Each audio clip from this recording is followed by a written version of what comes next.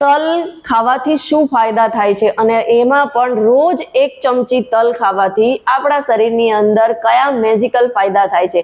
તો સૌથી પહેલા તો તલની અંદર magnesium, potassium, phosphorus, fibre, protein, selenium, vitamin B1 અને સાથે સાથે વિટામિન E અને એની અંદર ઝીંક, આયરન, કોપર આવા બધા ભરપૂર પોષક તત્વો છે. એટલે કે પોષક તત્વોનો કહેવા જઈએ તો ખૂબ જ સુપર હાઉસ, સુપર ફૂડ કહી શકાય. એક જોવામાં દેખાવમાં એકદમ નાનું બીજ પણ એની અંદર ન્યુટ્રિશન ભરપૂર માત્રામાં રહેલું છે અને એટલે જ આ વસ્તુ ખાવાથી આપણા શરીરની અંદર ઘણા બધા બદલાવ આવે છે. જેમ કે તલની અંદર મેગ્નેશિયમ અને ફોસ્ફરસ રહેલું છે, સાથે સાથે એની અંદર પોટેશિયમ રહેલું છે અને કેલ્શિયમ. આ બધી વસ્તુ આપણા હાડકાને મજબૂત કરે છે, એટલે કે આપણા હાડકા મજબૂત થાય છે, સાથે સાથે આપણા દાંતને પણ મજબૂત કરે છે, વાળ પણ આપણા સ્ટ્રોંગ બને છે.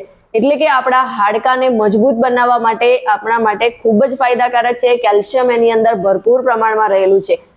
તલની અંદર હેલ્ધી ફેટ્સ રહેલા છે અને એન્ટીઓક્સિડન્ટ છે. આ બંને વસ્તુ આપણા શરીરની અંદર કોલેસ્ટ્રોલને મેન્ટેન કરવાનું કામ કરે છે, હાર્ટને હેલ્ધી રાખે છે, એટલે કે હાર્ટનું સુરક્ષા કવચ પણ છે.